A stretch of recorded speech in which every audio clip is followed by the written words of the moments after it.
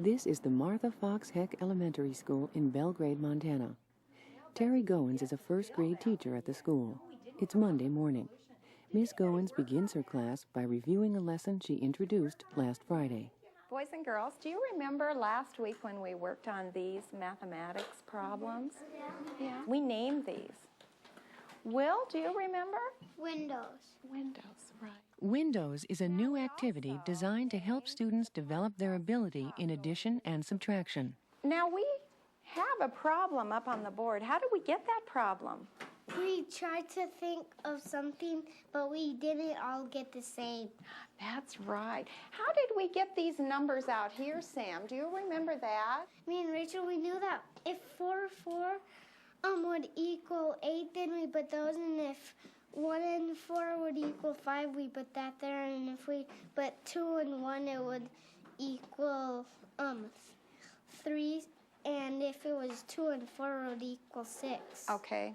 Were we adding? Is that what you call that? Mm-hmm. Yeah, we call that adding, don't we? Well, boys and girls, let's create a window together as a class. But I have one rule about putting tiles in these squares. You can put up to 7 tiles in these squares. That means you can put 7 or less, but you can't go over 7. Okay? Does anyone have a number of tiles that we could put in the first square right here at the top? 3. 3. Okay, here we go. All right, now does anyone have a number we can put in this square right here? 1. 1. Okay, I'll put 1 in there. Does that follow the rule? Yeah. Yes? Okay, let's go down to the bottom. Does anyone have another number for down here? 6. 6. Okay, you help me count and make sure I get the right number. 2, 3, 4, 5, 6. Did that follow our rule? Yeah. Rusty says no. Why not, Rusty? 3 plus 6 equals 9. Okay, you were thinking about 2 squares. Good, I'm glad you brought that up. Rusty, I said that we couldn't have more than 7 in just 1 square. So it's okay, I'm glad you brought that up. We have 1 more square to fill up here. 5. What do I do now? You write in the numbers where the arrows are. Or how do I get this number here? With the tiles, you don't have to count them if you know the numbers, and then you can just put the number there, which that first number up there, Okay. it would be 4.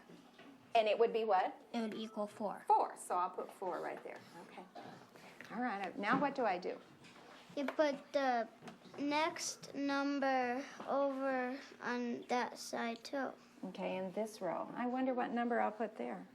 11. How did you figure that out, Will? I counted them in my head. You counted these in your head and you came up with 11. Does everyone agree while I put 11 here? Yeah. Yeah? Okay. Now we've done the rows, let's do the columns, right? Okay, does anyone have any idea what I'll put down here at the bottom of column 1? 9. 9. How did you figure that out, Marcy? Because Rusty said that it will equal 9. Because Rusty said it would equal 9. Could you figure that out by yourself, do you suppose? How did Rusty get 9?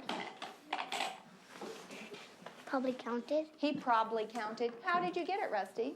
3, 6, 9. You counted by 3s. You went 3, 6, 9. Okay, so I can put 9 down here. Do I have anything else to do?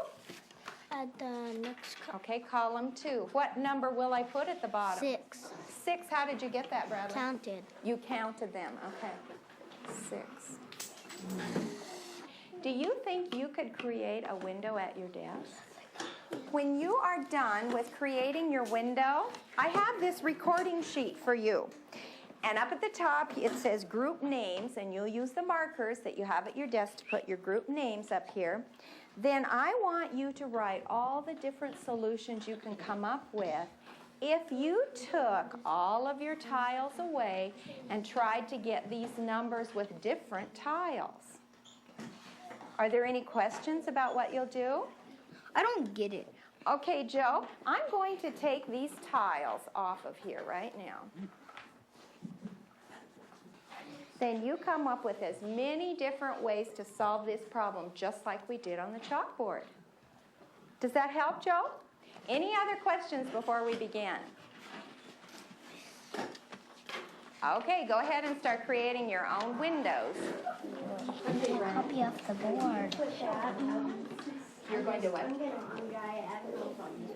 This is a good lesson for the students because they can delve into their own particular thinking levels no matter where they're functioning, whether they're at the symbolic level or at the concrete level. Some of the students are able to do addition problems vertically and horizontally very easily and use the symbols, where other students need to use the tiles right on the mat, and they even get confused adding vertically and horizontally.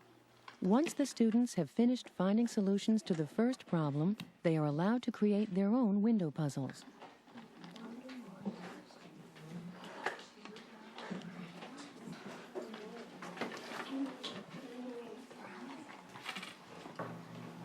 Five. Okay, so what number down there?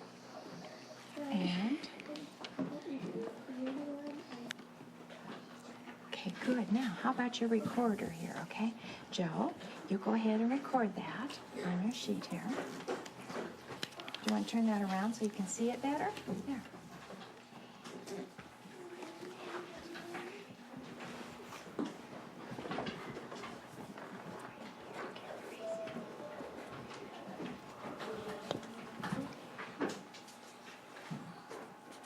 Joe, did he get the right answers here?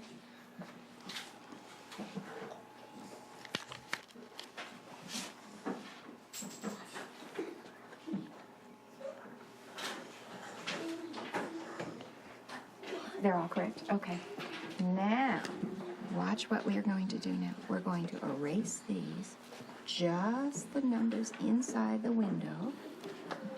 Now, can you find any different solutions from what you already have there? Ah, do you think you could do that?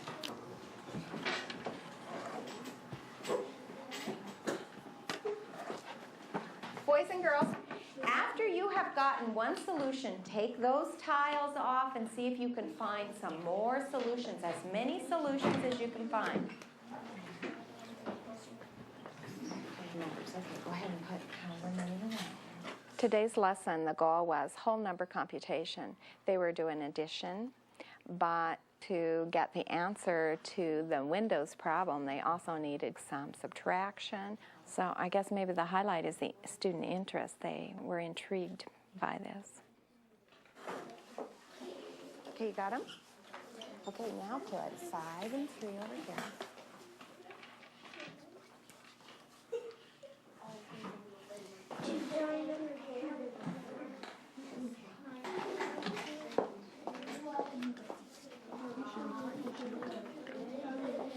Put your names up here.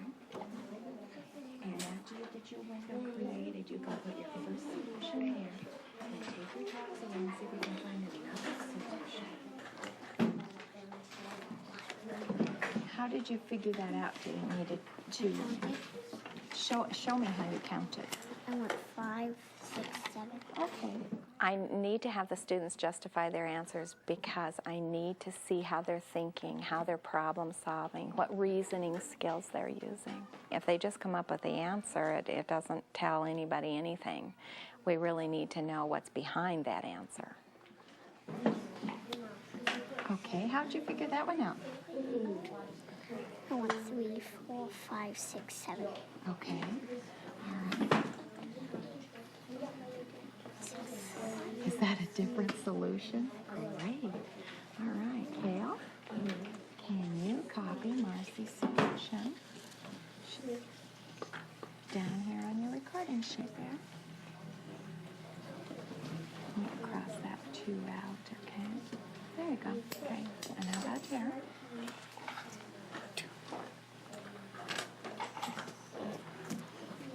Okay, was she correct? Is 5 plus 2 equal to 7? Okay. All right. Now go to the next one. Okay.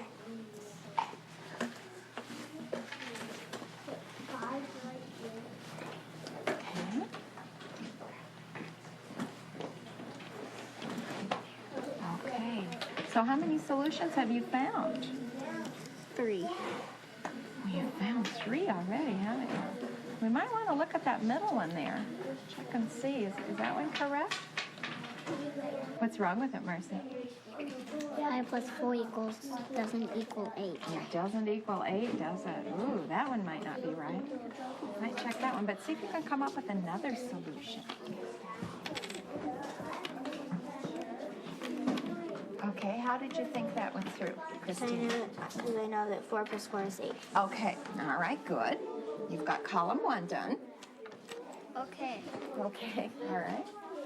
How did you think this went through, Christina? Because I just know when you have 4 and you add 1 more, it's 5. Okay, all right. Well, what do you think? Good. That's good, okay. Well, we've got 1 more square to fill. What do we need to put in there? Good, well,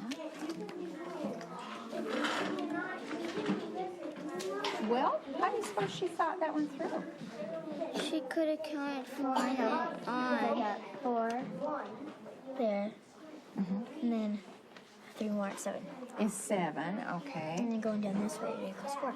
And 1 plus 3 equals 4. Okay. Did you find a different solution? Okay. Can you record that one here? Okay. Boys and girls, let's come to a stopping place right now. Let's put everything down. Well, boys and girls, we're done for today. You know what I want you to do? Give yourself 3 pats back here. I saw really good thinking today. You did a nice job. My own mathematics has grown tremendously. I've taught for a long time. I've never been more excited about teaching. The kids, every single day, they teach me about mathematics and how they think about mathematics, and it's really exciting.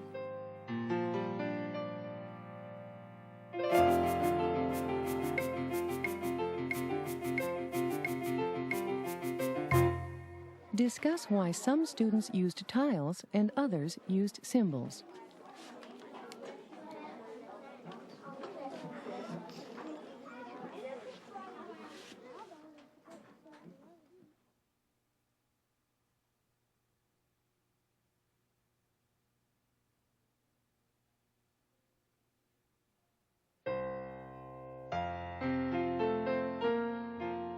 How could this lesson be extended to explore other mathematical concepts?